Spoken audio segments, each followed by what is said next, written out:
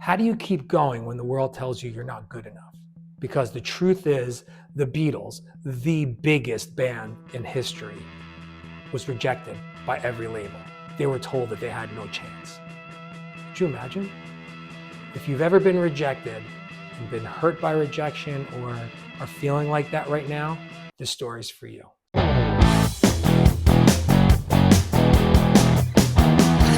The Beatles were just a band from Liverpool, England. They went out to Hamburg, they played their butts off in little small bars. They ate on stage, they drank on stage, they smoked on stage, and they fought on stage.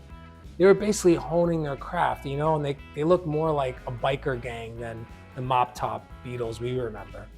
But one night at the Cavern Club, Brian Epstein sees them, and he's in the back watching them, and he's thinking, I know this band is way bigger than this smoky cellar. So he buys them some suits, he teaches them manners, and gets them looking great enough to where they're taken seriously. So when he thinks that they're ready for the world to hear them, he heads to London on his own with their demo tapes under his arm. He's knocking on doors, just begging to get a meeting. And every single record label in London tells him no. They're too rough, they're too northern. Guitar groups are on their way out. Think about that. The Beatles, the very definition of rock history, were told they didn't have a future. That was it. What if he just went home and said, I'm sorry? He would have probably parted ways with them. John Lennon would have probably just married Cynthia and stayed there. He'd probably be alive today, But we'll never know, because there was one label across town that Epstein had to see, and it was the last one. Brian Epstein begged Parlophone for an audition, and George Martin said, okay, I'll hear them. We're not going to sign them. It's an audition. I'll let them come in, I'll meet them, and they can audition. But Brian Epstein, just trying to keep the spirit, calls back home in Liverpool and tells the boys, come to London now, pack your bags. Record deal is waiting. So they went there thinking we're getting signed, but it was just an audition. Parlophone wasn't a rock and roll label. They weren't this hip label. They were actually a comedy label that did Peter Sellers and funny albums and stuff like that. But they were the only one that would give them an audition.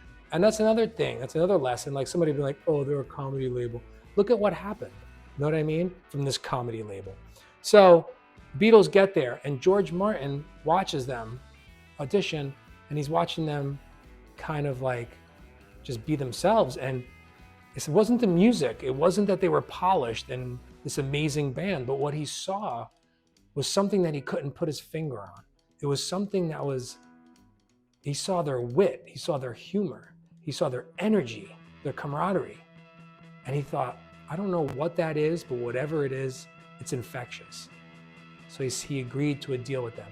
He became their longtime collaborating producer. The Beatles, the biggest band in history, their longtime collaborator came from a guy who made comedy albums. So you never know. If you ever felt like your song flopped, or no one's watching your videos on YouTube, or you're thinking maybe I'm just not that good, maybe or you send it to song contests and it gets rejected, or that's not the end. That's just a test, testing you to see how bad you want it. It's not the end of the world. It's not the end of your line. You only fail if you stop. You only fail if you quit. And if you quit, you'll never know what could have been. What if the Beatles quit? It would be like that movie Yesterday, where a world without the Beatles. Could you imagine? I can't really imagine it. It's really hard to imagine.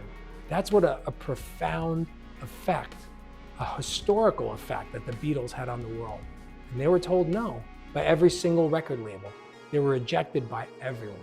But it was their manager's will to keep going. Because had it been another person, maybe after their third door, they would have went back to Liverpool and said, hey guys, you can keep the suits, but I'm going to go back and run my record shop.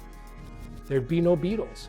Who knows? There could have been, but most likely there wouldn't have been, because all those things came together in the right way at the same time, because they didn't give up. Their manager didn't give up. You got to hold on, because every no is a test, but you got to keep going, because that one yes could be the yes that changes everything.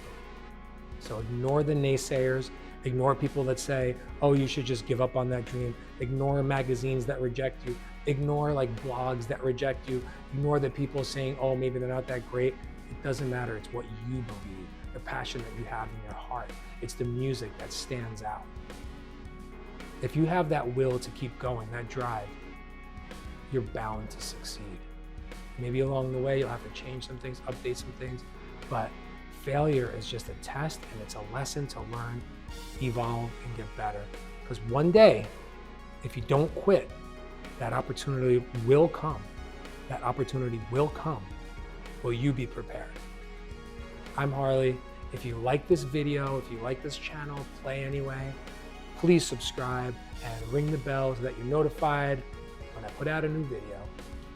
I'll see you in the next one.